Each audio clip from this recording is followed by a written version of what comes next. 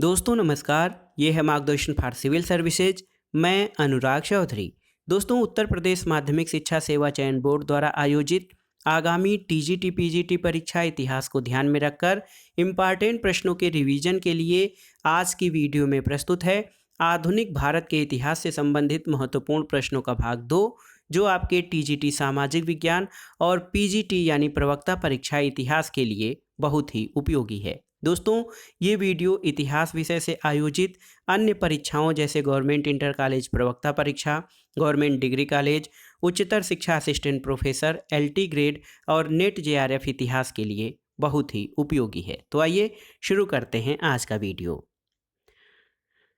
दोस्तों आज की वीडियो जो है आधुनिक भारत के इतिहास से संबंधित प्रश्नों का भाग 2 है, जिसमें हम रौलट सत्याग्रह से आगे कंटिन्यू करेंगे। देखिए, रौलट सत्याग्रह दोस्तों फरवरी 1919 में प्रस्तावित रौलट एक्ट में ये व्यवस्था की गई थी कि सरकार किसी व्यक्ति को जब तक चाहे बिना मुकदमा चलाए जेल में बंद रख सकती है। इसलिए इस कानून को बिना वकील, बिना अपील और बिना दलील का कानून कहा गया। दोस्तों रौलट एक्ट के विरोध में स्वामी श्रद्धानंद ने लगान न देने का आंदोलन चलाने का सुझाव दिया था और रौलट एक्ट के विरोध में गांधी जी के अनुरोध पर 6 अप्रैल 1919 को देश भर में हड़तालों का आयोजन किया गया। 10 अप्रैल 1919 को पंजाब के लोकप्रिय नेता सैफुद्दीन किचलू और डॉक्टर सत्यपाल को गिरफ्तार कर लिया गया, जिसके विरोध में 13 अप्रैल को अमृतसर के जलियांवाला बाग में सरकार की नीतियों के विरोध में शांतिपूर्ण सभा का आयोजन किया गया और इस सभा स्थल पर उपस्थित अमृतसर के फौजी कमांडर जनरल ओ डायर ने जनता को आतंकित करने के उद्देश्य से निहत्थी भीड़ पर गोली चलाने का आदेश दिया। इसमें हजारों लोग मारे गए और इस हत्याकांड के बाद पूरे पंजाब में मार्शल लॉ लागू कर दिया गया और जनता पर अत्याचार किए गए। दोस्तों इस हत्याकांड के विरोध में रविन्द्रनाथ टैगोर ने नाइट या सर की उपाधि त्याग दी और वायसराय की कार्यकारी परिषद के सदस्य सर शंकरन नायर ने अपना इस्तीफा दे दिया। दोस्तों इस हत्याकांड की जांच के लिए हंटर कमीशन की नियुक्ति की गई और इसमें 3 भारतीयों को शामिल किया गया था। प्रश्न ये बनता है कि हंटर कमीशन में जो 3 भारतीय शामिल किए गए थे उनमें कौन कौन लोग थे। तो चिमन लाल सीतरवाड़, सुल्तान अहमद और जगत नारायण हंटर कमेटी में या हंटर कमीशन में शामिल 3 भारतीय थे। दोस्तों कांग्रेस ने इस हत्याकांड की जांच के लिए एक समिति नियुक्त की, जिसके अध्यक्ष मदन मोहन मालवीय और अन्य सदस्यों में महात्मा गांधी, मोतीलाल नेहरू, CR दास और MR जयकर इत्यादि थे। अब आइए देखते हैं खिलाफत आंदोलन। दोस्तों तुर्की का सुल्तान धार्मिक खलीफा था और प्रथम विश्व युद्ध के बाद विजेता देश जिसमें इंग्लैंड भी था तुर्की को दंडित करना चाहते थे। इससे मुसलमान नाराज हो गए और इस घटना के बाद शीघ्र ही मोहम्मद अली, शौकत अली और मौलाना आज़ाद, हकीम अजमल खां और हसरत मोहानी के नेतृत्व में खिलाफत कमेटी का गठन किया गया और देशव्यापी आंदोलन छेड़ दिया गया। देखिए नवंबर 1919 में दिल्ली में अखिल भारतीय खिलाफत सम्मेलन का आयोजन किया गया। इसकी अध्यक्षता महात्मा गांधी ने की थी। तो नवंबर 1919 में दिल्ली में अखिल भारतीय खिलाफत सम्मेलन की अध्यक्षता महात्मा गांधी ने की थी और तिलक और महात्मा गांधी सहित तमाम कांग्रेसी नेताओं ने भी खिलाफत आंदोलन को पूरा समर्थन दिया था और इसे हिंदुओं मुसलमानों के बीच एकता स्थापित करने का सुनहरा अवसर माना गया। जून 1920 में इलाहाबाद में सर्वदलीय सम्मेलन हुआ, जिसमें स्कूलों, कॉलेजों और अदालतों के बहिष्कार का निर्णय लिया गया और मदन मोहन मालवीय ने खिलाफत आंदोलन का समर्थन नहीं किया था। तो ये भी प्रश्न आता है कि निम्नलिखित में से किसने खिलाफत आंदोलन का समर्थन नहीं किया था। तो मदन मोहन मालवीय ने। दोस्तों हकीम अजमल खां ने खिलाफत आंदोलन के दौरान हाजिक उल मुल्क की पदवी त्याग दी थी। अब आइए देखते हैं भारतीय स्वतंत्रता आंदोलन में महत्वपूर्ण असहयोग आंदोलन के संबंध में। 1 अगस्त 1920 से असहयोग आंदोलन प्रारंभ हो गया और इसी दिन तिलक का निधन हो गया था। कांग्रेस द्वारा सितंबर 1920 में कलकत्ता में विशेष अधिवेशन बुलाया गया, जिसमें विदेशी शासन के खिलाफ सीधी कार्रवाई करने, विधान परिषदों का बहिष्कार करने और असहयोग और सविनय अवज्ञा आंदोलन शुरू करने का निर्णय लिया गया। इस अधिवेशन की अध्यक्षता लाला लाजपत राय ने की थी। तो सितंबर 1920 में कलकत्ता में जो विशेष अधिवेशन बुलाया गया था, उसमें विदेशी शासन के खिलाफ सीधी कार्रवाई करने, विधान परिषदों का बहिष्कार और असहयोग और सविनय अवज्ञा आंदोलन शुरू करने का निश्चय किया गया था। दोस्तों, नागपुर अधिवेशन दिसंबर 1920 में CR दास ने ही असहयोग आंदोलन से संबद्ध प्रस्ताव पेश किया था और कांग्रेस की नीतियों में आए बदलाव की वजह से मोहम्मद अली जिन्ना, GS खापर्डे, बिपिन चंद्र पाल और एनी बेसेंट ने कांग्रेस छोड़ दिया था। इसके अलावा देश के जाने माने वकीलों CR दास, मोतीलाल नेहरू, राजेंद्र प्रसाद, सैफुद्दीन किचलू, राजगोपालाचारी, सरदार पटेल, T प्रकाशम और आसफ अली ने वकालत छोड़ दी थी और इस दौरान सुभाष चंद्र बोस नेशनल कॉलेज कलकत्ता के प्रधानाचार्य बने थे। मार्च 1921 में विजयवाड़ा कांग्रेस सम्मेलन में तिलक स्वराज फंड का इसके लिए कोष इकट्ठा करने और खादी और चरखे का प्रचार करने का लक्ष्य रखा गया था। संपूर्ण आंदोलन के दौरान बहिष्कार कार्यक्रमों में विदेशी कपड़ों का बहिष्कार सबसे अधिक सफल रहा।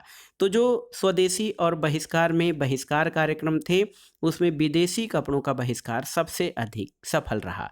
इस दौरान या इस आंदोलन के दौरान चरखे और खादी के प्रचार ने खूब जोर पकड़ा और खादी राष्ट्रीय आंदोलन का प्रतीक बन गई।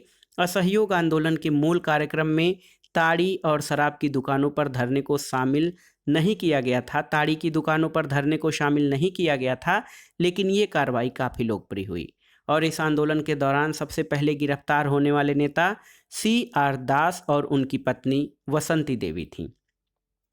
दोस्तों, एक प्रश्न बनता है दोस्तों, रविन्द्रनाथ टैगोर ने विदेशी वस्त्रों को जलाए जाने का विरोध किया था और इसको निष्ठुर बर्बादी की संज्ञा दी थी। दोस्तों, असहयोग आंदोलन के दौरान एक प्रश्न ये बनता है, गांधी जी ने 1 वर्ष में स्वराज प्राप्त करने का नारा कब दिया था? तो ये था असहयोग आंदोलन के दौरान।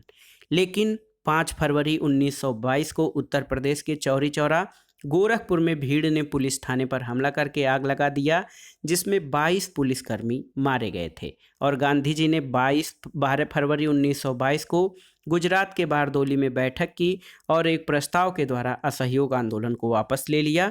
गांधी जी के द्वारा आंदोलन को अचानक वापस लेने के निर्णय की जवाहरलाल नेहरू, मोतीलाल नेहरू, सुभाष चंद्र बोस, C राजगोपालाचारी और CR दास ने आलोचना की थी।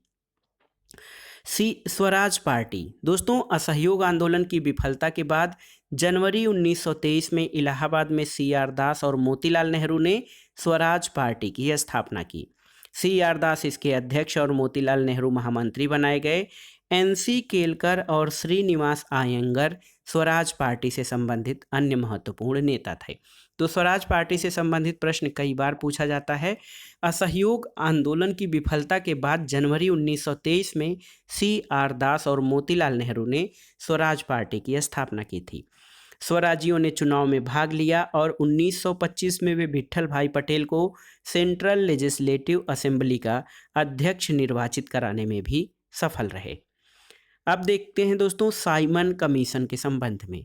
नवंबर 1927 में ब्रिटिश सरकार द्वारा सर जॉन साइमन, जो कि उदारवादी पार्टी के थे, इनकी अध्यक्षता में Indian statutory commission Simon commission के गठन की घोषणा की और इसमें भारत में भावी प्रशासनिक सुधारों यानी संवैधानिक सुधारों के संबंध में सिफारिश देनी थी।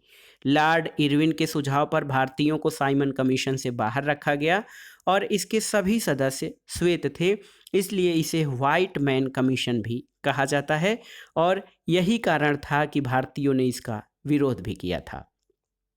1927 में हुए कांग्रेस के मद्रास अधिवेशन में, जिसकी अध्यक्षता डॉक्टर अंसारी कर रहे थे, इस आयोग के बहिष्कार का निर्णय लिया गया था और 3 फरवरी 1928 को जब आयोग यानी साइमन कमीशन बम्बई पहुंचा तो उसका व्यापक विरोध हुआ। लखनऊ में खलीकुज्जमा और मद्रास में T प्रकाशम ने इसका विरोध किया था। नेहरू रिपोर्ट। दोस्तों, नेहरू रिपोर्ट जो है बहुत ही महत्वपूर्ण है। 1928 की नेहरू रिपोर्ट थी। सभी महत्वपूर्ण भारतीय नेताओं और राजनीतिक दलों ने संवैधानिक सुधारों की एक वैकल्पिक योजना बनाकर साइमन कमीशन की जगह वैकल्पिक आयोग बनाने के लिए लॉर्ड बर्केनहेड, जो कि भारत सचिव थे, उनकी चुनौती का जवाब देने का फैसला किया।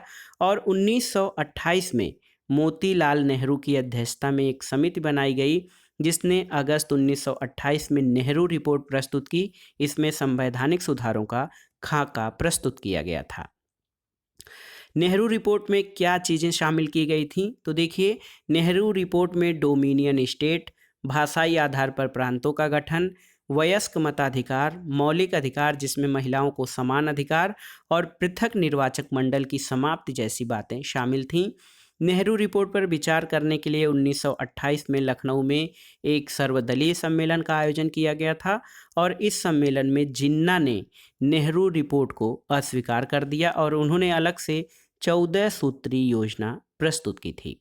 जवाहरलाल नेहरू के नेतृत्व में युवा और उग्रवादी राष्ट्रवादियों ने नेहरू रिपोर्ट में स्वायत्तशासी डोमिनियन पद्धति की मांग पर आपत्ति जताते हुए पूर्ण स्वराज की मांग की थी। इसके लिए जवाहरलाल नेहरू और सुभाष चंद्र बोस ने इंडिपेंडेंस ऑफ इंडिया लीग 1928 का गठन किया। 1929 के लाहौर अधिवेशन में जवाहरलाल नेहरू को कांग्रेस का अध्यक्ष नियुक्त किया गया था और इसी अधिवेशन में यानी 1929 के लाहौर अधिवेशन में प्रस्ताव पारित करके पूर्ण स्वराज को कांग्रेस का लक्ष्य घोषित किया गया था। और 31 दिसंबर 1929 को आधी रात के समय रावी नदी के तट पर भारतीय स्वतंत्रता का प्रतीक तिरंगा फहराया गया था और 26 जनवरी 1930 को भारत का प्रथम स्वाधीनता दिवस घोषित किया गया था। सविनय अवज्ञा आंदोलन प्रथम चरण। सविनय अवज्ञा आंदोलन की शुरुआत 12 मार्च 1930 को गांधी जी के दांडी मार्च के साथ हुई और ये आंदोलन ब्रिटिश सरकार द्वारा अपनाए गए नमक के एकाधिकार के मुद्दे पर शुरू हुआ था। गांधी जी ने अपने 78 अनुयायियों के साथ साबरमती आश्रम से लगभग 375 किलोमीटर दूर गुजरात के समुद्र तट पर स्थित गांव दांडी में 6 अप्रैल को नमक कानून भंग किया और दांडी मार्च में अमेरिकी पत्रकार वेब मिलर महात्मा गांधी के साथ था। नमक कानून तोड़ने के लिए जब महात्मा गांधी को गिरफ्तार किया गया तो आंदोलन के नेता के रूप में अब्बास तैयब जी ने उनका स्थान लिया था। सुभाष चंद्र बोस ने गांधी जी के नमक सत्याग्रह की तुलना नेपोलियन के एल्वा से पेरिस यात्रा तक से की थी। और दोस्तों, दांडी मार्च के बाद पूरे देश में नमक कानून तोड़ने से संबंधित सत्याग्रह शुरू हुआ। तमिलनाडु के तंजौर में समुद्र तट पर चक्रवर्ती राजगोपालाचारी ने त्रिचनापल्ली से वेदारण्यम तक की नमक यात्रा आरंभ की थी। मालाबार में इसके बाद बायकुम सत्याग्रह के जनक रहे नायक के कलप्पन ने कालीकट से पेन्नार तक की नमक यात्रा की।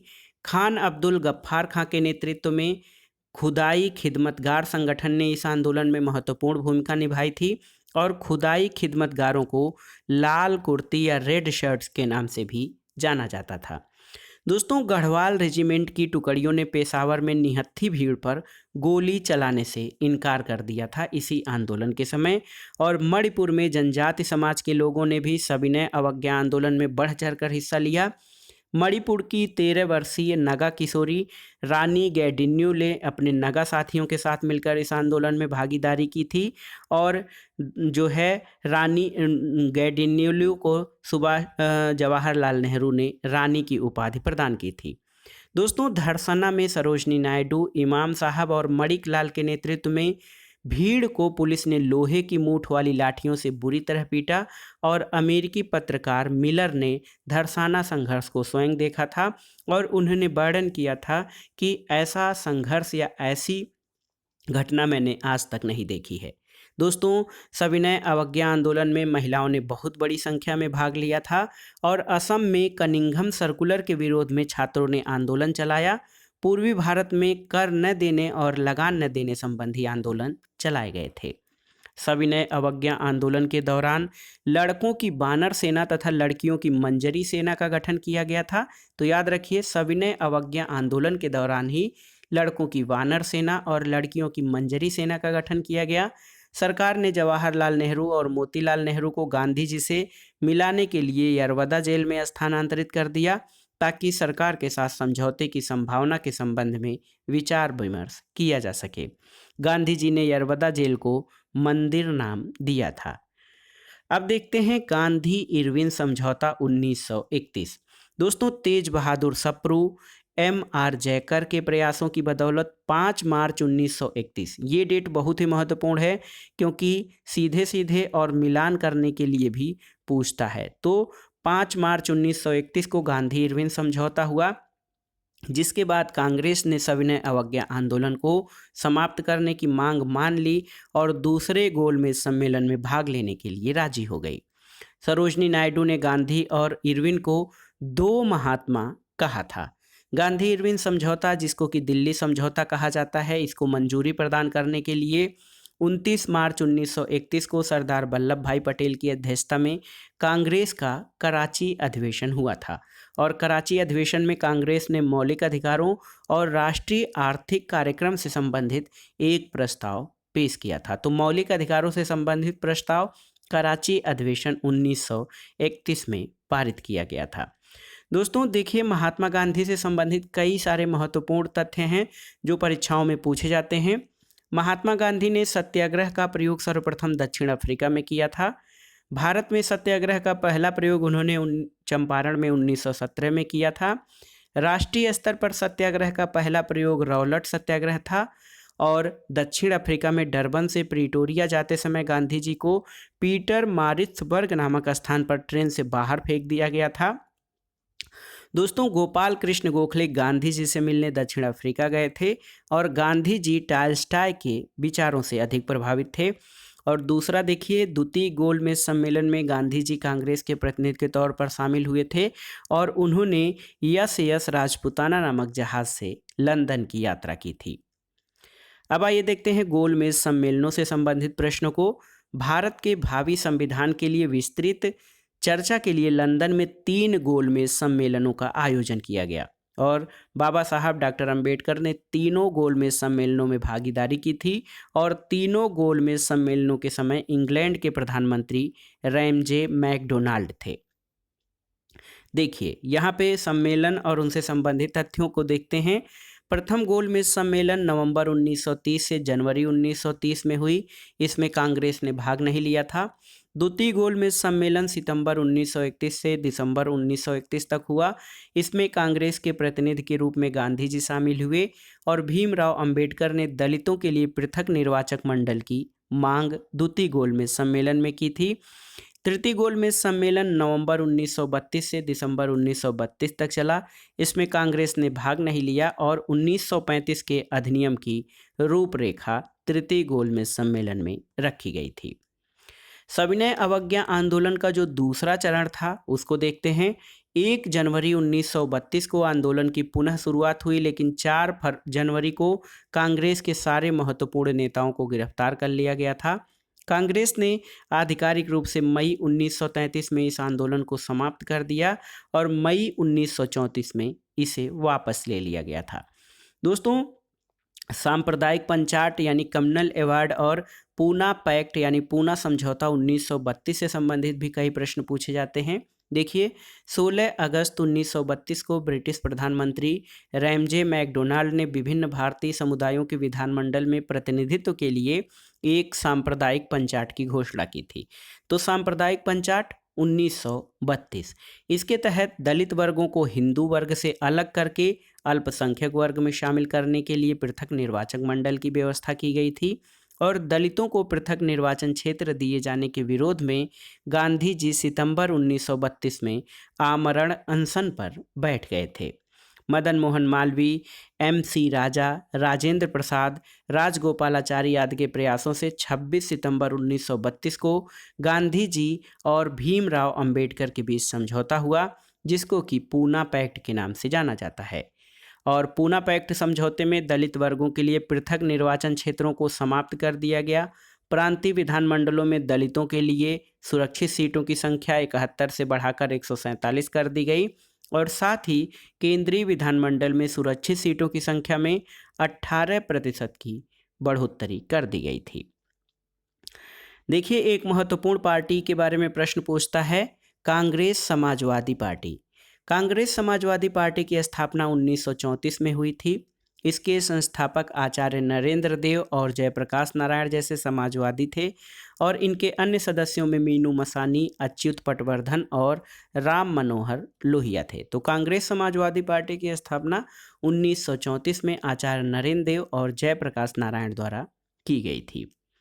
अब आइए देखते हैं प्रांतीय चुनाव और मंत्रिमंडल के गठन से संबंधित प्रश्न। दोस्तों, प्रांतीय विधानमंडल के इस चुनाव में कांग्रेस ने 5 प्रांतों में पूर्ण बहुमत प्राप्त किया। मद्रास, संयुक्त प्रांत, मध्य प्रांत, बिहार और उड़ीसा। इसके अलावा जुलाई 1937 में कांग्रेस ने 6 प्रांतों में अपनी सरकार गठित की। मद्रास, संयुक्त प्रांत, मध्य प्रांत, बिहार, उड़ीसा और बम्बई में। पंजाब प्रांत में मुस्लिम लीग और यूनियनिस्ट पार्टी ने मिलकर संयुक्त रूप से सरकार का गठन किया और बंगाल में कृषक प्रजा पार्टी और मुस्लिम लीग ने मिलकर सरकार बनाई थी। आगे चलकर पश्चिमोत्तर प्रांत और असम में भी कांग्रेस ने मंत्रिमंडल का गठन किया और इस तरह कांग्रेस पार्टी 11 में से 8 प्रांतों में सरकार चला रही थी। द्वितीय विश्व युद्ध में भारतीयों की स्वीकृति के बिना ब्रिटेन द्वारा भारत को शामिल किए जाने के विरोध में अक्टूबर 1939 में शासन के 28 माह के बाद कांग्रेसी मंत्रिमंडलों ने त्यागपत्र दे दिया। तो ये प्रश्न बहुत बार पूछा जाता है कि जो कांग्रेसी मंत्रिमंडल बने थे राज्यों में, उनका जो शासन था कितना समय था या आखिर कितने माह के बाद उन्होंने त्यागपत्र दे दिया था। तो ये है 28 माह। दोस्तों, कांग्रेस मंत्रिमंडल के त्यागपत्र देने के बाद भीमराव अंबेडकर और मुस्लिम लीग ने मिलकर 22 दिसंबर 1939 को मुक्ति दिवस मनाया था। त्रिपुरी संकट 1939। दोस्तों, कांग्रेस का त्रिपुरी अधिवेशन जो हुआ, इसमें सुभाष चंद्र बोस गांधी जी के समर्थक उम्मीदवार पी सीतारमैया यानी पट्टाभी सीतारमैया को हराकर दूसरी बार कांग्रेस अध्यक्ष बनने में कामयाब रहे।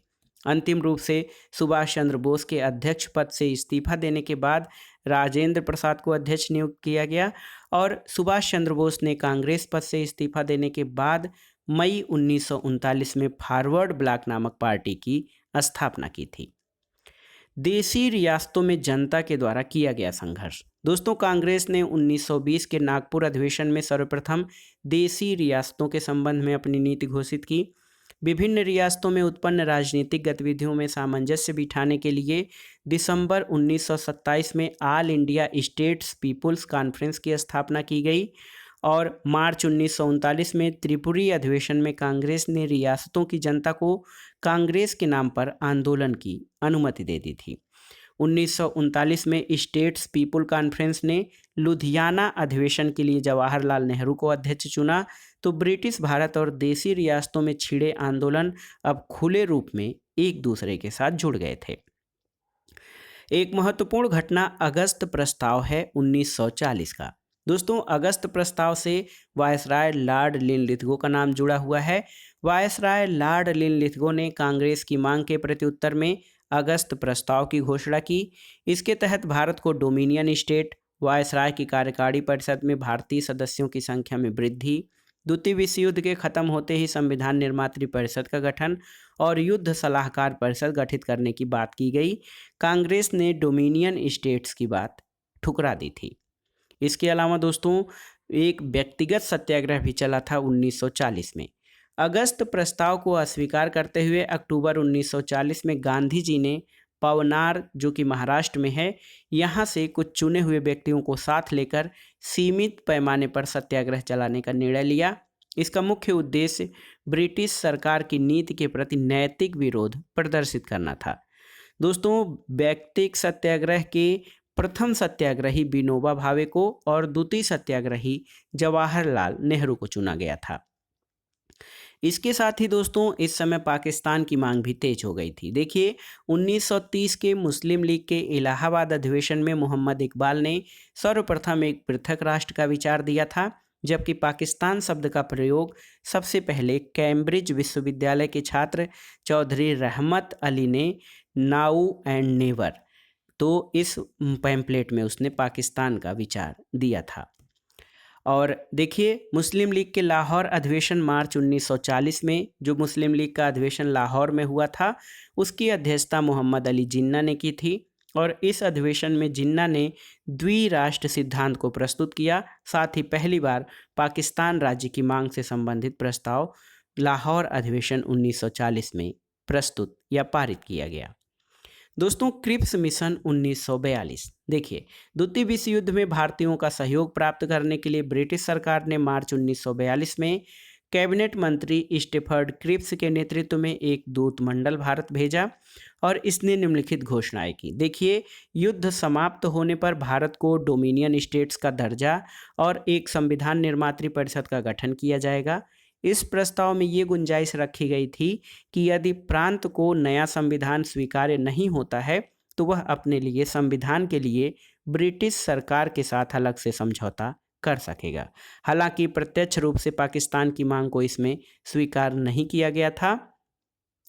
कांग्रेस और मुस्लिम लीग दोनों ने क्रिप्स मिशन के प्रस्ताव का विरोध किया था और गांधी जी ने इसे उत्तर दिनांकित चेक यानी पोस्ट डेटेड चेक कहा था क्रिप्स मिशन को। दोस्तों, भारत छोड़ो आंदोलन, क्विट इंडिया मूवमेंट भारतीय स्वतंत्रता आंदोलन में मील का पत्थर माना जाता है और क्रिप्स मिशन की असफलता ने भारतीय जनमानस की मनस्थिति को झकझोरने का कार्य किया था। 7 अगस्त 1942, देखिए ये तिथि बहुत ही महत्वपूर्ण है। 7/8/1942 को बम्बई के ग्वालियर टैंक मैदान में अबुल कलाम आज़ाद की अध्यक्षता में कांग्रेस का अधिवेशन हुआ था और इस अधिवेशन में 8 अगस्त को भारत छोड़ो आंदोलन के प्रस्ताव को पास कर दिया गया और गांधी जी के नेतृत्व में एक जन संघर्ष चलाने का निर्णय लिया गया था। देखिए, भारत छोड़ो प्रस्ताव का आलेख बार बार पूछा जाता है कि किसने तैयार किया था, तो गांधी जी ने तैयार किया था। जवाहरलाल नेहरू ने इसे प्रस्तुत किया था और सरदार वल्लभ भाई पटेल ने इसका समर्थन किया था। तो देखिए, भारत छोड़ो प्रस्ताव का आलेख या प्रारूप गांधी जी ने तैयार किया, जवाहरलाल नेहरू द्वारा इसे प्रस्तुत किया गया और सरदार वल्लभ भाई पटेल ने इसका समर्थन किया था। दोस्तों, भारत छोड़ो आंदोलन के दौरान ही गांधी जी ने करो या मरो का नारा दिया था, लेकिन 9 अगस्त की सुबह ऑपरेशन जीरो आवर के तहत गांधी जी को गिरफ्तार करके आगा खां पैलेस में रखा गया और जवाहरलाल नेहरू, गोविंद वल्लभ पंत, जेबी कृपलानी, पी सीतारमैया आदि को गिरफ्तार करके अहमदनगर जेल में रखा गया। राजेंद्र प्रसाद को पटना और जयप्रकाश नारायण को हजारीबाग की सेंट्रल जेल में रखा गया। बाद में जयप्रकाश नारायण ने जेल से फरार होकर नेपाल में आज़ाद दस्ते का गठन किया और भूमिगत होकर आंदोलन चलाते रहे। राम मनोहर लोहिया रेडियो पर नियमित रूप से बोलते थे और गुप्त रेडियो संचालन से जुड़े नेताओं में वीएम खाकर, उषा मेहता, चंद्रकांत झावेरी आदि थे। दोस्तों, अरोड़ा आसफ अली, इनका नाम इस आंदोलन के दौरान भूमिगत क्रियाकलापों से जुड़ा हुआ है और भारत छोड़ो आंदोलन के दौरान देश के कुछ हिस्सों में समानांतर सरकारों की स्थापना हुई थी। चित्तू पांडे के नेतृत्व में बलिया में, बंगाल के मिदनापुर जिले के तामलुक नामक स्थान पर जातीय सरकार या राष्ट्रीय सरकार की स्थापना 1942 में की गई और तामलुक की जातीय सरकार ने बड़े पैमाने पर राहत कार्य किए। स्कूलों को अनुदान तथा एक सशस्त्र विद्युत वाहिनी का गठन भी इसमें शामिल है। सतारा की समानांतर सरकार सबसे लंबे समय 1945 तक चली थी और यशवंत राव चव्हाण और नाना पाटिल यहाँ के महत्वपूर्ण नेताओं में थे। यहाँ पर एक प्रश्न और बनता है दोस्तों, किसने या किन दलों ने भारत छोड़ो आंदोलन का समर्थन नहीं किया था? तो हिंदू महासभा और मुस्लिम लीग ने भारत छोड़ो आंदोलन का समर्थन नहीं किया था। अमेरिकी पत्रकार और महात्मा गांधी के जीवनीकार लुई फिशर भारत छोड़ो आंदोलन के दौरान महात्मा गांधी के साथ थे। दोस्तों, भारतीय स्वतंत्रता आंदोलन में जो सैनिक गतिविधियां थीं या क्रांतिकारी गतिविधियां थीं, उनमें आज़ाद हिंद फौज का स्थान भी बहुत महत्वपूर्ण है। आज़ाद हिंद फौज की स्थापना का विचार सर्वप्रथम ब्रिटिश भारतीय सेना के अधिकारी मोहन सिंह के दिमाग में आया था। सितंबर 1942 में आज़ाद हिंद फौज के पहले डिवीज़न का गठन किया गया।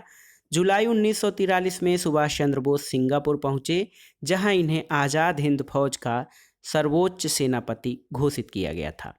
दोस्तों, सिंगापुर में ही सैनिकों का आह्वान करते हुए सुभाष चंद्र बोस ने कहा था कि तुम मुझे खून दो, मैं तुम्हें आज़ादी दूंगा। सुभाष चंद्र बोस ने 21 अक्टूबर 1943 को सिंगापुर में भारत की अस्थायी सरकार की स्थापना की और रंगून को मुख्यालय बनाया। जर्मनी और जापान ने इस अस्थायी सरकार का समर्थन किया और सुभाष चंद्र बोस ने रानी लक्ष्मीबाई के नाम पर रानी झांसी रेजिमेंट नामक स्त्री सैनिकों का भी एक दल बनाया था। नवंबर 1943 में जापान ने अंडमान और निकोबार द्वीप सुभाष चंद्र बोस को सौंप दिए और अंडमान द्वीप का नाम सुभाष चंद्र ने शहीद द्वीप और निकोबार द्वीप का नाम स्वराज द्वीप रखा था। तो अंडमान निकोबार द्वीपों के नाम सुभाष चंद्र बोस ने शहीद और स्वराज द्वीप रखे थे। अप्रैल 1944 में भारत की मुख्य भूमि पर आज़ाद हिंद फौज यानी इंडियन नेशनल आर्मी द्वारा सर्वप्रथम मोइरांग नगर वर्तमान मणिपुर में अपना झंडा फहराया गया। और देखिए, सुभाष चंद्र बोस ने स्वतंत्रता संघर्ष के दौरान नाजी जर्मनी, जो कि हिटलर के शासित था, वहाँ पे फ्री इंडियन लीजन नामक सेना बनाई थी। तो ये बहुत ही महत्वपूर्ण है। सुभाष चंद्र बोस ने स्वतंत्रता संघर्ष के दौरान नाजी जर्मनी में फ्री इंडियन लीजन नामक सेना बनाई थी। दोस्तों, 1945 में आज़ाद हिंद फौज के सिपाहियों ने आत्मसमर्पण कर दिया।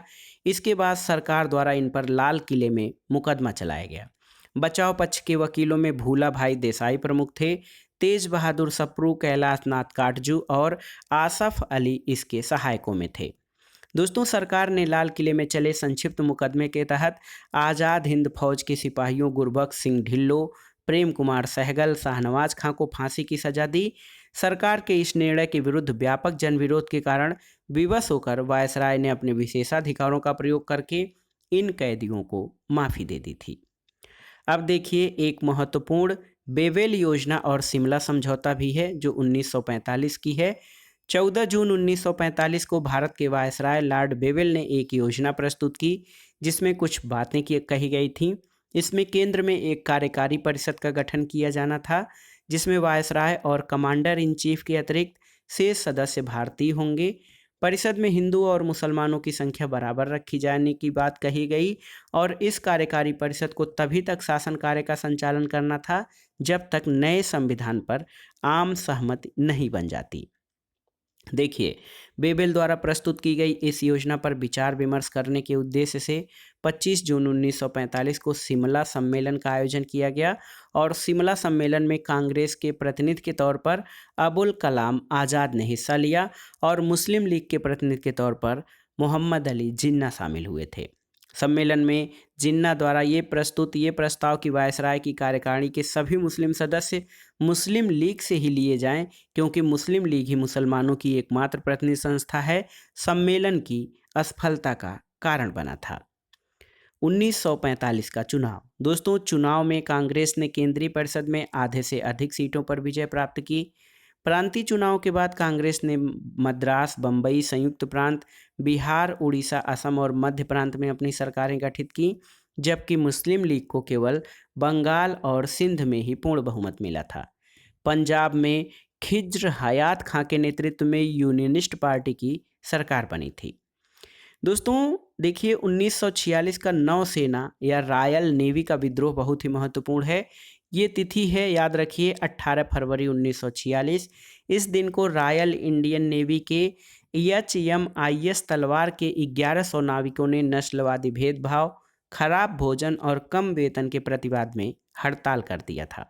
यहाँ पे एक तथ्य महत्वपूर्ण है, BC दत्त नामक नाविक को, जिसे जहाज की दीवारों पर भारत छोड़ो लिखने के आरोप में गिरफ्तार किया गया था, उसको छोड़ने की मांग की गई थी।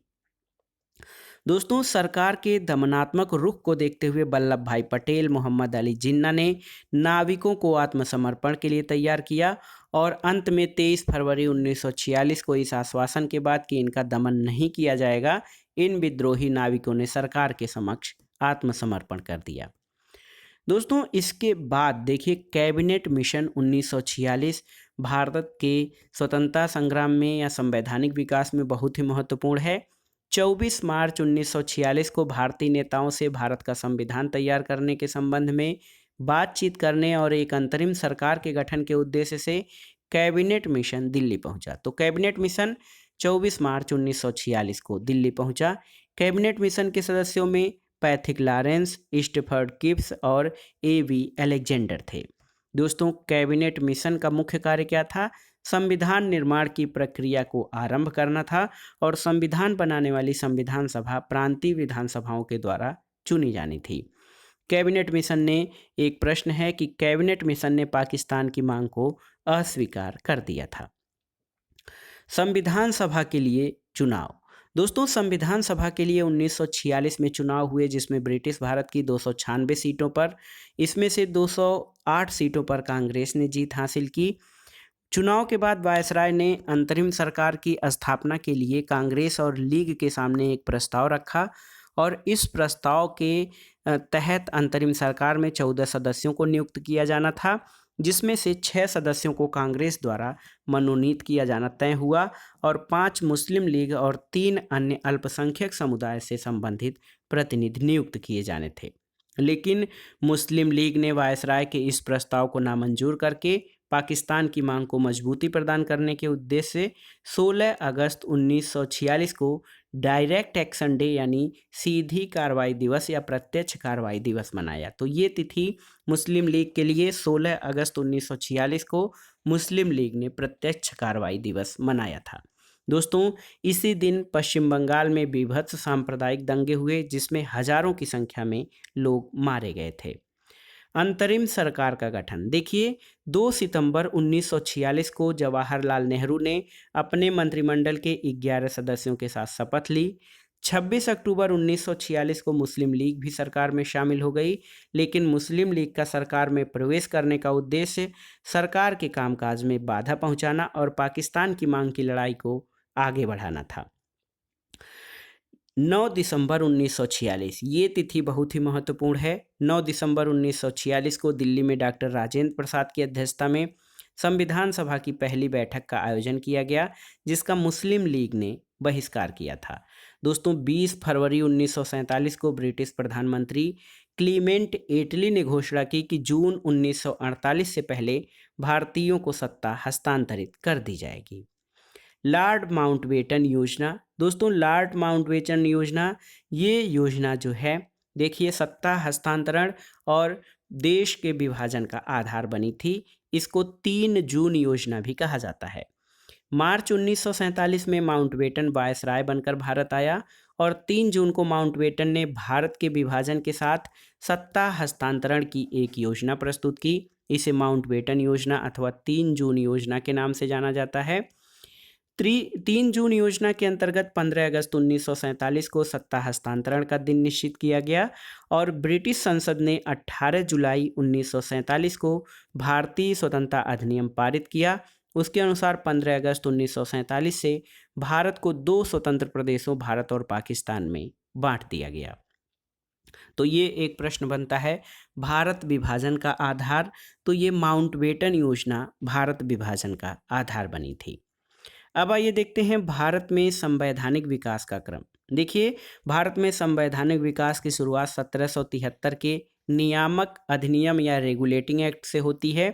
इस एक्ट के द्वारा पहली बार ब्रिटिश मंत्रिमंडल को भारतीय मामलों में विनियमन का अधिकार दिया गया और इस एक्ट के माध्यम से जो प्रश्न महत्वपूर्ण है, कलकत्ता में सुप्रीम कोर्ट की स्थापना 1774 में की गई थी, जिसमें एक मुख्य न्यायाधीश एलिजा एम्पे के अतिरिक्त 3 अन्य न्यायाधीश थे। दोस्तों, भारत में संवैधानिक विकासों के क्रम में दूसरा महत्वपूर्ण पड़ाव 1784 का पिट्स इंडिया एक्ट है और इस अधिनियम के द्वारा शासन की दोहरी प्रणाली एक कंपनी और दूसरी संसदीय बोर्ड द्वारा बना दी गई और इस एक्ट के माध्यम से ब्रिटिश सरकार का कंपनी के मामलों और इसके भारतीय प्रशासन पर पूर्ण नियंत्रण स्थापित हो गया।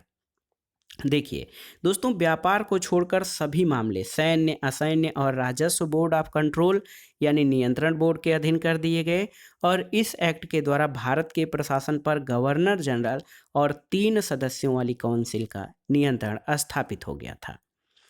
अगला संवैधानिक विकास का चरण 1813 का चार्टर एक्ट है और देखिए, ये एक्ट बहुत ही महत्वपूर्ण है। इसके माध्यम से भारतीय व्यापार के ऊपर कंपनी का एकाधिकार समाप्त कर दिया गया, लेकिन चीन के साथ व्यापार और चाय के व्यापार पर कंपनी का एकाधिकार सुरक्षित रखा गया। और एक महत्वपूर्ण तथ्य यहाँ पे है कि 1813 के चार्टर एक्ट द्वारा भारतीय शिक्षा और साहित्य पर प्रतिवर्ष 1 लाख रुपए खर्च करने का प्रावधान किया गया और ईसाई मिशनरियों को भारत में प्रवेश करने की छूट मिल गई थी। अब आइए देखते हैं 1833 के चार्टर एक्ट के बारे में। दोस्तों, इस एक्ट के तहत कंपनी के व्यापारिक अधिकार को पूरी तरह समाप्त कर दिया गया और भारतीय प्रशासन और वित्त का केंद्रीकरण कर दिया गया।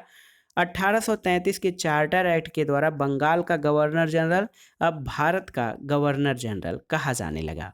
देखिए, कानून निर्मित करने के लिए गवर्नर जनरल की परिषद में एक चौथे सदस्य को भी शामिल कर लिया गया, जो कि कानून या विधि के क्षेत्र से संबंधित था।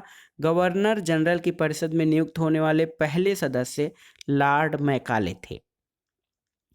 दोस्तों, इस एक्ट के माध्यम से नियुक्ति के संबंध में योग्यता को महत्व दिया जाने लगा और 1833 के एक्ट में दास प्रथा के उन्मूलन के लिए ही जो है निर्देश इस एक्ट में दिए गए थे।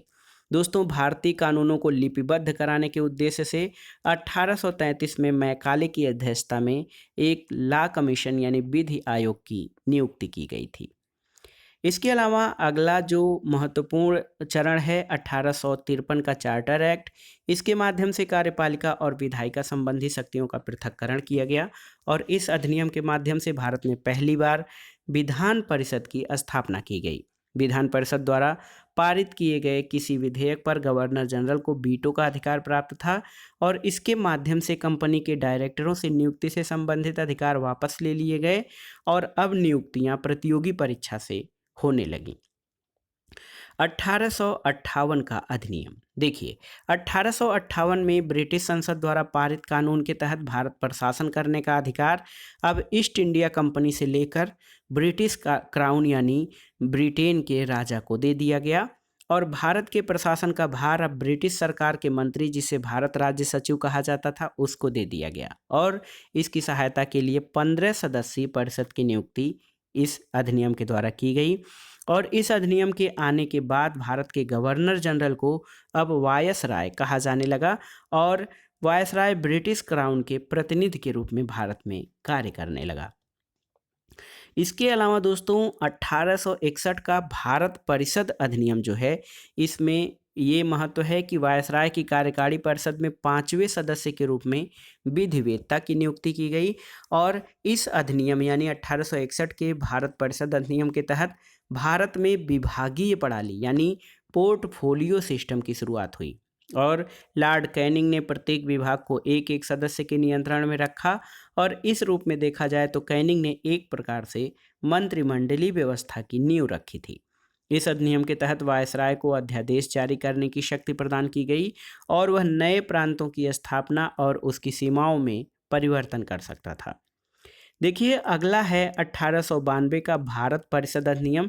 तो परिषद में शामिल भारतीय सदस्यों को वार्षिक बजट पर बहस करने और सरकार से प्रश्न पूछने का अधिकार दिया गया, लेकिन इन सदस्यों को अनुपूरक प्रश्न पूछने का अधिकार नहीं था और इस नियम के या इस अधिनियम के तहत परोक्ष निर्वाचन पद्धति की शुरुआत हुई। तो देखिए, 1892 का भारत परिषद अधिनियम, इस अधिनियम से परोक्ष निर्वाचन पद्धति की शुरुआत मानी जाती है।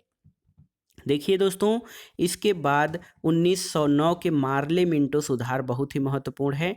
केंद्रीय विधानसभा के भारतीय सदस्यों को अनुपूरक प्रश्न पूछने का अधिकार दिया गया मार्ले मिंटो सुधारों से और ये अधिनियम, इसके माध्यम से भारत में पहली बार मुसलमानों के लिए पृथक निर्वाचक मंडल की व्यवस्था की गई और ये कहा जाता है कि 1909 का मार्ले मिंटो सुधार भारत में इसी से सांप्रदायिकता के बीज बोए गए थे। 1919 का भारत शासन अधिनियम, जिसको कि मॉन्टेग्यू चेम्सफोर्ड सुधार भी कहा जाता है, इस अधिनियम से पहली बार भारत में उत्तरदायी शासन जैसे शब्दों का प्रयोग किया गया और केंद्र में द्विसदनी व्यवस्था की स्थापना की गई, जिसमें एक राज्य परिषद और दूसरा केंद्रीय विधानसभा के नाम से जाना जाता था। इस अधिनियम के माध्यम से प्रांतीय स्तर पर द्वैध शासन प्रणाली की स्थापना की गई और प्रांतीय विषयों को दो भागों में बांट दिया गया था, एक तो आरक्षित थे और दूसरे हस्तांतरित। दोस्तों, इस अधिनियम के द्वारा देखिए सिख, यूरोपीय, एंग्लो इंडियन और भारतीय ईसाई को पृथक प्रतिनिधित्व दिया गया और इसमें भारत में महिलाओं को पहली बार मताधिकार प्राप्त हुआ था। सबसे महत्वपूर्ण आगे 1935 का भारत शासन अधिनियम है। साइमन आयोग की रिपोर्ट और गोलमेज सम्मेलन भारत शासन अधिनियम 1935 के आधार बने थे और इस अधिनियम के द्वारा भारत में पहली बार संघात्मक सरकार की स्थापना का प्रयास किया गया था, जिसमें ब्रिटिश भारत के प्रांत और देसी रजवाड़े शामिल होने थे, लेकिन ये व्यवस्था लागू नहीं हो सकी। प्रांतीय स्तर पर द्वैध शासन को समाप्त करके केंद्र स्तर पर द्वैध शासन प्रणाली स्थापित की गई थी और केंद्रीय विधानमंडल में दो सदन थे, संघीय सभा और राज्य परिषद। दोस्तों 1935 के भारत शासन अधिनियम के द्वारा प्रांतों को स्वायत्तता प्रदान की गई और प्रांतीय विषयों पर विधि बनाने का अधिकार प्रांतों को दे दिया गया। गवर्नर जनरल सभी कार्य मंत्रिपरिषद की सलाह से करता था। यहाँ पर देखिए भारत में सिविल सेवा का विकास कैसे हुआ, इससे संबंधित प्रश्न देखते हैं। लॉर्ड बेलेस्ली द्वारा 1800 में सिविल सेवा में आने वाले युवाओं को प्रशिक्षण के लिए कलकत्ता में फोर्ट विलियम कॉलेज की स्थापना की गई और बाद में कंपनी के निदेशकों ने कलकत्ता की जगह इंग्लैंड के हैलीबरी में ईस्ट इंडिया कॉलेज की स्थापना की और यहीं सिविल सेवकों को प्रशिक्षण देना शुरू किया। मॉन्टेग्यू चेम्सफोर्ड रिपोर्ट में सिविल सेवा की परीक्षा इंग्लैंड और भारत में एक साथ कराने की संस्तुति की गई और 1922 से आईसीएस की परीक्षा भारत और इंग्लैंड में एक साथ होने लगी। दोस्तों रॉयल कमीशन की अनुशंसा पर 1926 में भारत में लोक सेवा आयोग का गठन किया गया था, यानी पब्लिक सर्विस कमीशन का गठन 1926 में रॉयल कमीशन की सिफारिशों के आधार पर किया गया था। 1935 के अधिनियम के बारे में हम पढ़ रहे थे। इसके माध्यम से बर्मा को भारत से अलग कर दिया गया और दो नए प्रांत सिंध और उड़ीसा का निर्माण किया गया और इस अधिनियम के तहत जो विषय थे उनको 3 श्रेणियों संघ सूची, राज्य सूची और समवर्ती सूची में विभाजित किया गया था। दोस्तों 1935 के अधिनियम के तहत एक संघीय न्यायालय की स्थापना की गई थी और कांग्रेस ने इस अधिनियम को निराशाजनक कहकर इसकी निंदा की थी। जवाहरलाल नेहरू ने इसे अनेक ब्रेकों वाला लेकिन इंजन रहित गाड़ी की संज्ञा दी और इसे गुलामी का दास्ता पत्र या गुलामी का अधिकार पत्र कहा था। अब आइए देखते हैं कांग्रेस के प्रमुख अधिवेशन और उनसे संबंधित महत्वपूर्ण तथ्यों को। देखिए कांग्रेस का पहला अधिवेशन 1885 में व्योमेश चंद्र बनर्जी की अध्यक्षता में बम्बई में संपन्न हुआ था और गोकुलदास तेजपाल महाविद्यालय बम्बई में ये आयोजित हुआ और इसमें 72 प्रतिनिधियों ने भाग लिया था।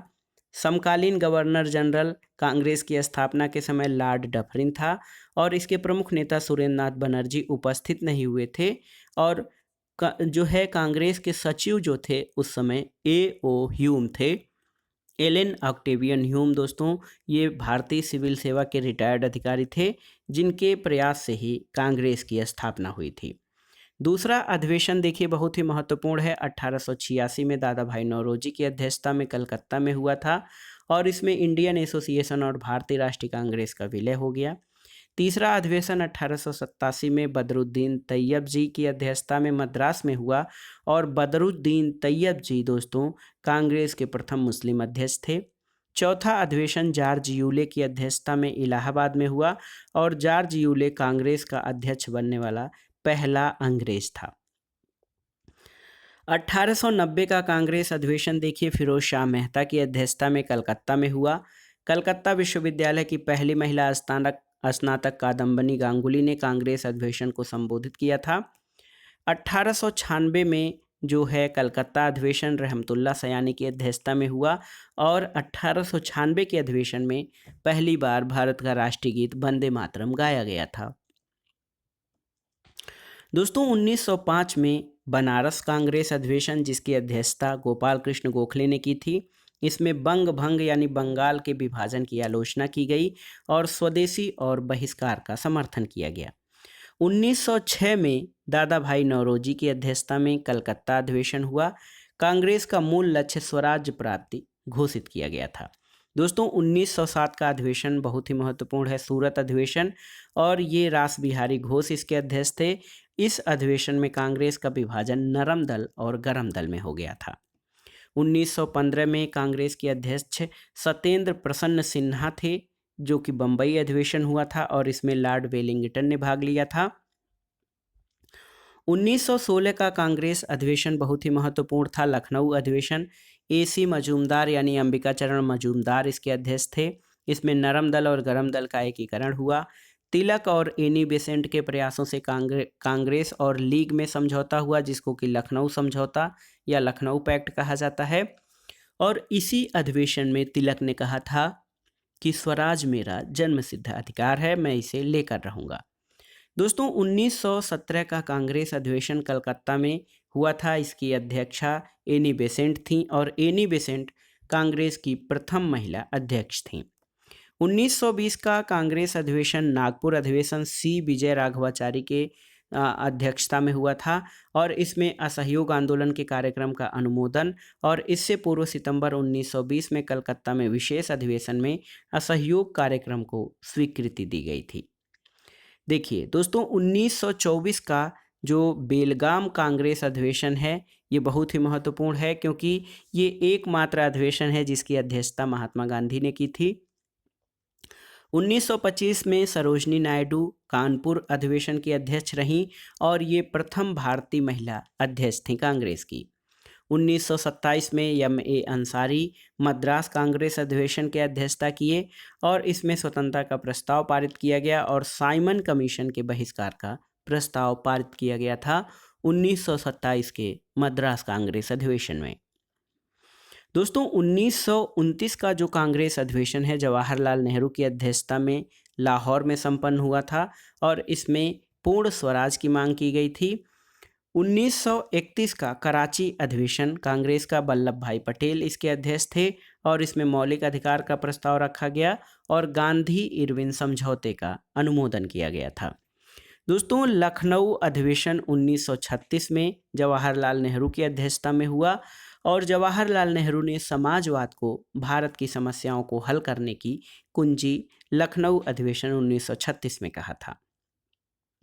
यहाँ पर देखिए 1936 में जवाहरलाल नेहरू की अध्यक्षता में फैजपुर कांग्रेस अधिवेशन हुआ और ये पहला अधिवेशन था कांग्रेस का जो गांव में हुआ था।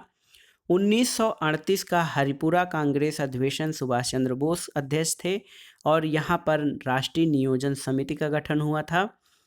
1939 में सुभाष चंद्र बोस त्रिपुरी कांग्रेस अधिवेशन के अध्यक्ष बने थे, लेकिन पट्टाभी सीतारमैया और महात्मा गांधी के उम्मीदवार पट्टाभी सीतारमैया थे, उनकी हार पर विवाद को लेकर सुभाष चंद्र बोस ने इस्तीफा दे दिया था और सुभाष चंद्र बोस के इस्तीफे के बाद डॉक्टर राजेंद्र प्रसाद को अध्यक्ष चुना गया था।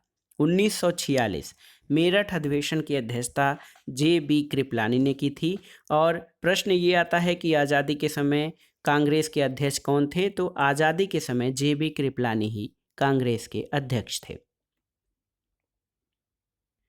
अब आइए देखते हैं गवर्नर जनरल वायसराय और उनके कार्यों से संबंधित महत्वपूर्ण प्रश्नों को। देखिए रॉबर्ट क्लाइव ये बंगाल का गवर्नर रहा 1757 से 1760 और उसके बाद 1765 से 1767। दोस्तों रॉबर्ट क्लाइव के समय में बंगाल में द्वैध शासन की स्थापना हुई। इसके अलावा मुगल सम्राट शाह आलम के साथ इलाहाबाद की दूसरी संधि हुई। रॉबर्ट क्लाइव को स्वर्ग से उत्पन्न सेना नायक कहा गया है। वारेन हेस्टिंग्स, दोस्तों वारेन हेस्टिंग्स इसका समयकाल 1772 से 1785 रहा। ये बंगाल का पहला गवर्नर जनरल था। राजकीय कोषागार को मुर्शिदाबाद से कलकत्ता स्थानांतरित किया और 1772 में प्रत्येक जिले में एक फौजदारी और एक दीवानी अदालत की स्थापना की गई और मुगल सम्राट को मिलने वाली 26 लाख रुपए की वार्षिक पेंशन वारेन हेस्टिंग्स ने बंद करवा दी और बंगाली ब्राह्मण नंद कुमार पर झूठे मुकदमे का आरोप लगाकर फांसी की सजा इसने दिलवाई और वारेन हेस्टिंग्स एकमात्र गवर्नर जनरल था जिस पर इंग्लैंड के हाउस ऑफ कॉमन्स में महाभियोग चलाया गया। प्रथम आंग्ल मराठा युद्ध 1775 से 1782, द्वितीय आंग्ल मैसूर युद्ध 1780 से 1784 वारेन हेस्टिंग्स के समय में लड़े गए थे। अगला है दोस्तों लॉर्ड कॉर्नवालिस। देखिए लॉर्ड कॉर्नवालिस 1786 से 1793 और 1805 में गवर्नर जनरल रहा। न्यायिक और कर संबंधी शक्तियों का पृथक्करण इसके समय में किया गया। 4 भ्रमणशील अदालतों की स्थापना हुई। 1793 में कार्नवालिस कोड का निर्माण किया गया। प्रत्येक जिले में पुलिस थाने की स्थापना हुई और 1793 में महत्वपूर्ण है अस्थाई बंदोबस्त व्यवस्था की शुरुआत हुई। और लॉर्ड कार्नवालिस को भारत में सिविल सेवा का जनक भी कहा जाता है और लॉर्ड कार्नवालिस की कब्र गाजीपुर उत्तर प्रदेश में है। सर जॉन शोर, दोस्तों इसका शासनकाल 1793 से 1798 रहा और जॉन शोर ने हस्तक्षेप की नीति का अनुसरण किया। लॉर्ड वेलेस्ली, देखिए इसका समयकाल 1798 से 1805 था और लॉर्ड वेलेस्ली को सहायक संधि प्रणाली का जनक कहा जाता है। सहायक संधि स्वीकार करने वाले राज्यों का क्रम पूछता है। इसमें सबसे पहले हैदराबाद 1798 में, मैसूर 1799, तंजौर 1799, अवध 1801, पेशवा दिसंबर 1801, बरार और भोसले 1803 और सिंधिया जो थे सबसे लास्ट में 1804 में सहायक संधि को स्वीकार किए। लॉर्ड वेलेस्ली के समयकाल में चौथा आंग्ल मैसूर युद्ध हुआ था। दोस्तों सर जॉर्ज वारलो, ये 1805 से 1807 भारत का गवर्नर जनरल रहा और इसके समय में ही 1806 में वेल्लोर में सिपाहियों का विद्रोह हुआ था। लॉर्ड मिंटो प्रथम अगला था जो कि 1807 से 1813 तक गवर्नर जनरल रहा और लॉर्ड मिंटो प्रथम के समय में रणजीत सिंह के साथ अमृतसर की संधि 1809 हुई थी और 1813 का चार्टर एक्ट मार्ले मिंटो सुधार जो था दोस्तों इसके समय में ही पास हुआ था। अगला जो है गवर्नर जनरल लॉर्ड हेस्टिंग्स है 1813 से 1823। इसके समय में आंग्ल नेपाल युद्ध, 1816 में संगोली की संधि द्वारा युद्ध का अंत हुआ और मराठा शक्ति को अंतिम रूप से समाप्त करने वाला लॉर्ड हेस्टिंग्स है और लॉर्ड हेस्टिंग्स के समय काल में ही पिंडारियों का दमन किया गया। लॉर्ड एमहर्स्ट, तो देखिए प्रथम आंग्ल बर्मा युद्ध 1824 से 1826 और 1824 का बैरकपुर विद्रोह और अंग्रेज और बर्मा के बीच यांडबू की संधि लॉर्ड एमहर्स्ट के शासनकाल में हुई। आगे देखिए लॉर्ड विलियम बेंटिक, इसका शासनकाल 1828 से 1835 तक था। 1833 के चार्टर एक्ट के तहत भारत का पहला governor general Lord William Bentinck था। 1829 में इसने सती प्रथा पर रोक लगाई और 1830 में कर्नल स्लीमन की सहायता से ठगी प्रथा की समाप्ति की। 1835 में कलकत्ता में मेडिकल कॉलेज की स्थापना की और शिशु बालिका की हत्या पर प्रतिबंध भी लॉर्ड विलियम बेंटिक ने लगाया और शिक्षा के संबंध में आंग्ल प्राच्य विवाद जो है लॉर्ड विलियम बेंटिक के काल से ही संबंधित है। अगला दोस्तों 1835 से 1836 चार्ल्स मेटकाफ भारत का गवर्नर जनरल रहा और मेटकाफ को भारतीय प्रेस का मुक्तिदाता कहा जाता है। लॉर्ड ऑकलैंड 1836 से 1842, प्रथम आंग्ल अफगान युद्ध 1829 से 1842 इसी के समय काल में हुआ। लॉर्ड एरनबरो, इसका शासनकाल 1842 से 1844 तक था। सिंध का ब्रिटिश साम्राज्य में विलय और दास प्रथा का उन्मूलन लॉर्ड एरनबरो के समय काल में 1843 में हुआ। लॉर्ड हार्डिंग 1844 से 1848 तक भारत का गवर्नर जनरल था। लॉर्ड हार्डिंग के समय में नर बलि प्रथा का अंत हुआ और प्रथम आंग्ल सिख युद्ध 1845 से 46 लॉर्ड हार्डिंग के समय काल में हुआ। दोस्तों लॉर्ड डलहौजी, इसका समय देखिए 1848 से 1856 है। द्वितीय आंग्ल सिख युद्ध, पंजाब का विलय, द्वितीय आंग्ल बर्मा युद्ध और 1850 में सिक्किम के कुछ प्रदेशों का विलय लॉर्ड डलहौजी के द्वारा किया गया। लॉर्ड डलहौजी अपने व्यपगत सिद्धांत यानी डॉक्ट्रिन ऑफ लैप्स के नाते महत्वपूर्ण है। इसके तहत अंग्रेजी साम्राज्य में विलय किए गए राज्यों का क्रम जो था सतारा सबसे पहले 1848 में, उसके बाद जैतापुर और संभलपुर 1849 में, बघाट 1850 में, उदयपुर 1952 में, झांसी 1953 और नागपुर 1854 में डॉक्ट्रिन ऑफ लैप्स के द्वारा अंग्रेजी साम्राज्य में विलय कर लिए गए। दोस्तों लॉर्ड डलहौजी के समय में ही शिक्षा से संबंधित वुड घोषणा पत्र या वुड डिस्पैच को लागू किया गया और डलहौजी के समय में भारत में पहली बार रेल चलाई गई 16 अप्रैल 1853 को। इसके अलावा कलकत्ता और आगरा के बीच तार सेवा की शुरुआत 1853 में की गई थी। 1854 में पोस्ट ऑफिस एक्ट, डाक टिकट का प्रचलन और सार्वजनिक निर्माण विभाग और लोक सेवा विभाग की स्थापना लॉर्ड डलहौजी के शासनकाल में हुई। और भारतीय नागरिक सेवा में नियुक्ति के लिए पहली बार प्रतियोगिता परीक्षा की शुरुआत भी 1855 में इसी के शासनकाल में हुई थी। अब आइए देखते हैं लॉर्ड कैनिंग, जो 1856 से 1862 तक भारत का गवर्नर जनरल रहा। भारत का अंतिम गवर्नर जनरल और भारत का प्रथम वायसराय रहा। लॉर्ड कैनिंग के समय में 1857 का विद्रोह हुआ और इंडियन हाई कोर्ट एक्ट के तहत बम्बई, कलकत्ता और मद्रास में उच्च न्यायालयों की स्थापना हुई। और लॉर्ड कैनिंग के समय 1856 में विधवा पुनर्विवाह अधिनियम पारित हुआ और 1861 में इंडियन काउंसिल एक्ट पारित किया गया और पोर्टफोलियो प्रणाली लागू की गई। लॉर्ड एल्गिन प्रथम, दोस्तों इसका जो है काल 1862 से 1863। लॉर्ड एल्गिन प्रथम जो है ये दोस्तों देखिए रॉबर्ट लॉर्ड कैनिंग के बाद दूसरा वायसराय था। इसके समय में यानी लॉर्ड एल्गिन प्रथम के समय में बहावी आंदोलन का दमन किया गया। सर जॉन लॉरेंस 1864 से 1868 तक भारत का वायसराय रहा। अफगानिस्तान के संबंध में हस्तक्षेप की नीति इसने अपनाई और भारत और यूरोप के बीच समुद्री टेलीग्राफ सेवा की शुरुआत हुई थी। लॉर्ड मेयो, दोस्तों लॉर्ड मेयो जो है 1869 से 1872 तक भारत का वायसराय रहा। 1872 में अजमेर में मेयो कॉलेज और कृषि विभाग की स्थापना हुई। भारत में जनगणना की शुरुआत 1872 में लॉर्ड मेयो के शासनकाल में हुई और मेयो की हत्या अंडमान निकोबार में कर दी गई थी। लॉर्ड नॉर्थब्रुक दोस्तों 1872 से 1876 तक वायसराय रहा और इसके समय में पंजाब में कूका आंदोलन शुरू हुआ। लॉर्ड लिटन, ये इसका कार्यकाल जो है बहुत ही महत्वपूर्ण है।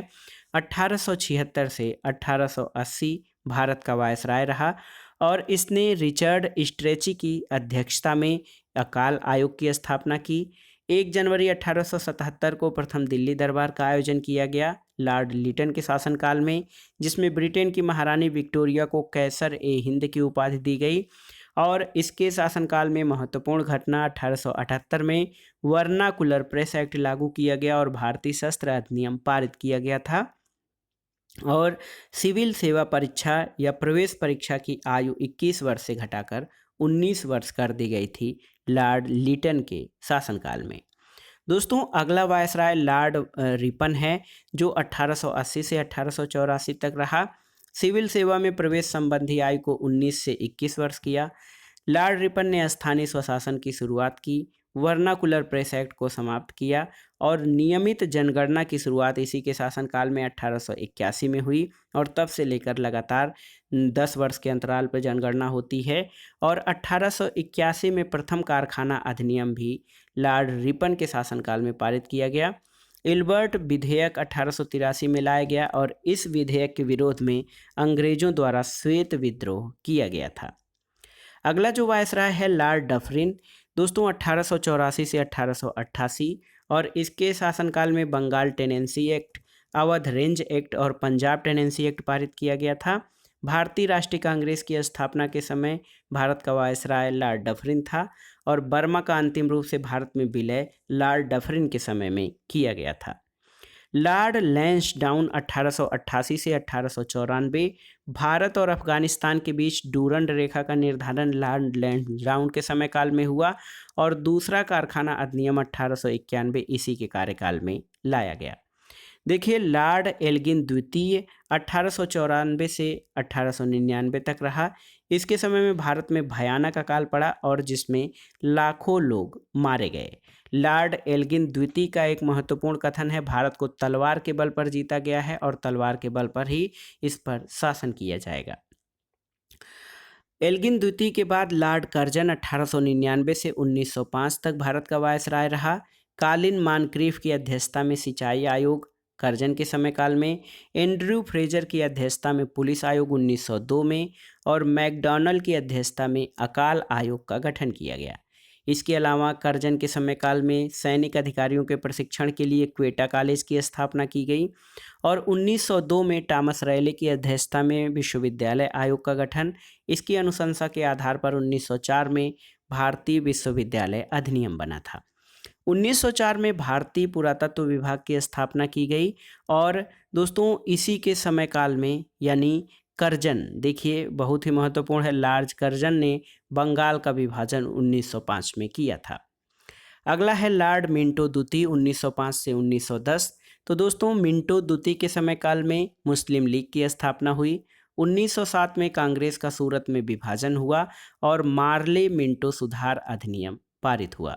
लॉर्ड हार्डिंग द्वितीय 1910 से 1916 तक रहा और 12 दिसंबर 1911 को दिल्ली दरबार का आयोजन किया गया और यहीं पर बंगाल विभाजन को रद्द करके और भारत की राजधानी को कलकत्ता के स्थान पर दिल्ली बनाने की घोषणा लॉर्ड हार्डिंग द्वितीय के शासनकाल में की गई। दोस्तों लॉर्ड चेम्सफोर्ड ये 1916 से 1921 तक भारत का वायसराय रहा और इसके शासनकाल में कांग्रेस का लखनऊ अधिवेशन आयोजित किया गया, जहां पर कांग्रेस और मुस्लिम लीग के बीच लखनऊ पैक्ट यानी कांग्रेस लीग समझौता हुआ था।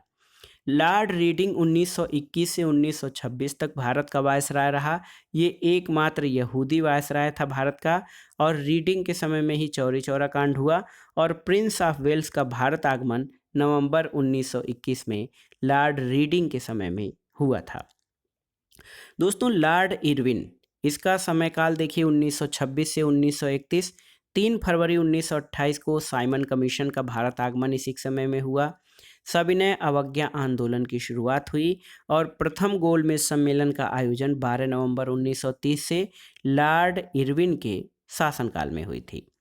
लॉर्ड बेलिंगटन लॉर्ड इरविन के बाद रहा। 1931 से 1936 इसका शासनकाल था।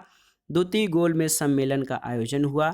द्वितीय सविनय अवज्ञा आंदोलन की शुरुआत हुई और देखिए लॉर्ड वेलिंगटन के समय काल में ही 16 अगस्त 1932 को रैमजे मैकडोनाल्ड के सांप्रदायिक पंचायत की घोषणा की गई और तृतीय गोलमेज सम्मेलन का आयोजन किया गया।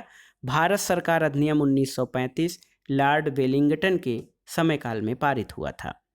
दोस्तों लॉर्ड लिनलिथगो उसके बाद आता है 1936 से 1943 और इसका कार्यकाल दोस्तों लॉर्ड लिनलिथगो का वायसराय के तौर पर सबसे लंबा कार्यकाल था। 1937 में चुनाव कराए गए। 1 सितंबर 1939 को द्वितीय विश्व युद्ध की शुरुआत लॉर्ड लिनलिथगो उस समय भारत का वायसराय था जब द्वितीय विश्व युद्ध शुरू हुआ। 8 अगस्त 1940 को अगस्त प्रस्ताव लाया गया और क्रिप्स मिशन का आगमन और भारत छोड़ो आंदोलन की शुरुआत की गई। देखिए लॉर्ड बेवेल, दोस्तों लॉर्ड बेवेल 1944 से 1947 भारत का वायसराय था। 1945 में शिमला समझौते का आयोजन हुआ और कैबिनेट मिशन भारत आया था। साथ ही ब्रिटिश प्रधानमंत्री एटली की 20 फरवरी 1947 को भारत की स्वतंत्रता के संबंध में हाउस ऑफ कॉमन्स में घोषणा की गई थी। दोस्तों देखिए लॉर्ड माउंटबेटन 24 मार्च 1947 को भारत के गवर्नर जनरल के रूप में नियुक्त हुए और लॉर्ड माउंटबेटन मार्च 1947 से जून 48 तक भारत के वायसराय रहे। 3 जून 1947 को भारत के विभाजन की योजना घोषित हो गई और 15 अगस्त 1947 को भारत और पाकिस्तान 2 स्वतंत्र राज्यों का गठन हुआ और स्वतंत्र भारत के प्रथम गवर्नर जनरल लॉर्ड माउंटबेटन को घोषित किया गया। अब आइए अन्य महत्वपूर्ण तथ्यों को देखते हैं। दोस्तों व्यक्तित्व और उपाधियां या संबोधन, देखिए सुभाष चंद्र बोस को देश नायक की उपाधि रविन्द्रनाथ टैगोर द्वारा दी गई थी और सुभाष चंद्र बोस को नेताजी भी कहा जाता है। गांधी जी, दोस्तों गांधी जी को रविन्द्रनाथ टैगोर द्वारा महात्मा कहा गया था, सुभाष चंद्र बोस द्वारा राष्ट्रपिता और one man boundary force Lord Mountbatten द्वारा गांधी जी के लिए प्रयोग किया गया संबोधन था। बाल गंगाधर तिलक को भारतीय अशांति का जनक वैलेंटाइन सिरोल द्वारा कहा गया था और भारतीय सिविल सेवा में अर्हता प्राप्त करने वाले या भारतीय सिविल सेवा में सफल होने वाले पहले भारतीय सत्येंद्र नाथ टैगोर 1864 थे और 1877 के दिल्ली दरबार में गणेश वासुदेवन जोशी ने से हाथ से काती हुई खादी के कपड़े पहनकर गए थे। दोस्तों डफरिन, देखिए लॉर्ड डफरिन का कहना था कांग्रेस के बारे में कि कांग्रेस भारतीयों के एक सूक्ष्म भाग का प्रतिनिधित्व करती है। देखिए लॉर्ड डफरिन ने कांग्रेस के बारे में टिप्पणी किया था कि कांग्रेस भारतीयों के एक सूक्ष्म भाग का प्रतिनिधित्व करती है। कर्जन का कथन है कि कांग्रेस धीरे धीरे लड़खड़ा रही है और मेरी इच्छा है कि मैं उसकी शांतिमय मृत्यु में सहायक बनूं। दोस्तों, गोपाल कृष्ण गोखले ने कर्जन के प्रशासन की तुलना औरंगजेब से की थी। और ए ओ ह्यूम जो कि कांग्रेस के संस्थापक माने जाते हैं, इनको हर्मिट ऑफ शिमला कहा जाता है। वे 1885 से 1907 तक कांग्रेस के महासचिव रहे थे। दोस्तों देखिए, रविन्द्रनाथ टैगोर द्वारा लिखित जन गण मन सर्वप्रथम जनवरी 1912 में भारत भाग्य विधाता के नाम से प्रकाशित हुआ था और ये भारत का राष्ट्रगान है।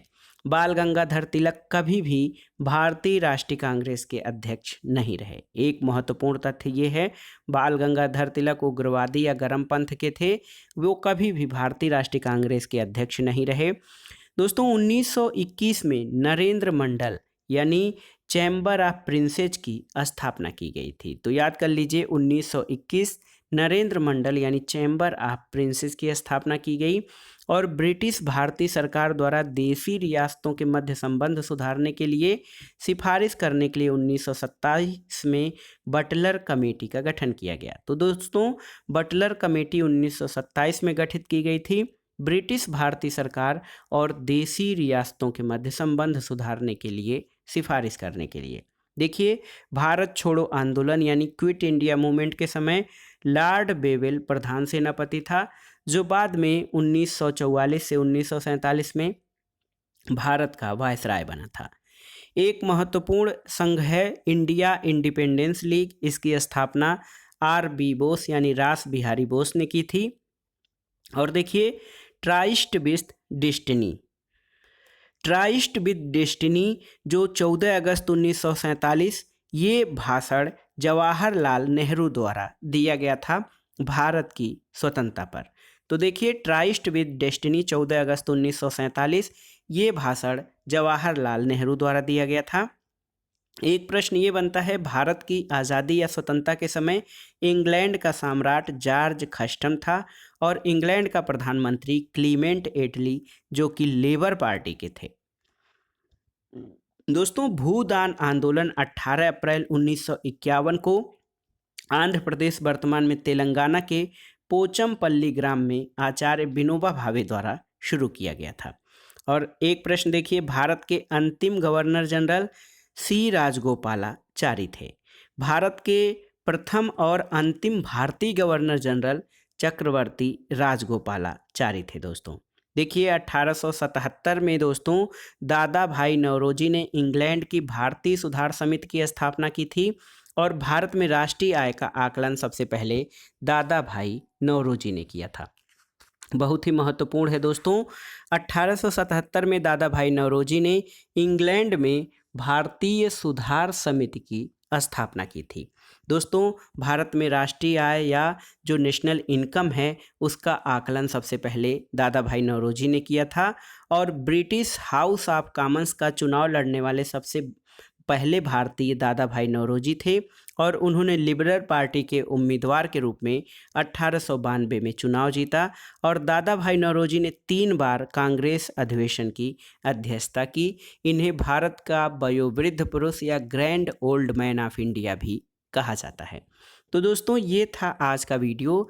इसमें आपने टीजीटी पीजीटी परीक्षा इतिहास के लिए महत्वपूर्ण प्रश्नों के रिवीजन की श्रृंखला में प्राचीन, मध्यकालीन और आधुनिक भारत के इतिहास से संबंधित सभी प्रश्नों को एक तरह से कवर कर लिया है और मुझे आशा है कि अगर आप इन तीनों पार्ट्स को देख लेंगे तो कई सारे प्रश्न आपके यहाँ से मिल जाएंगे हूबहू।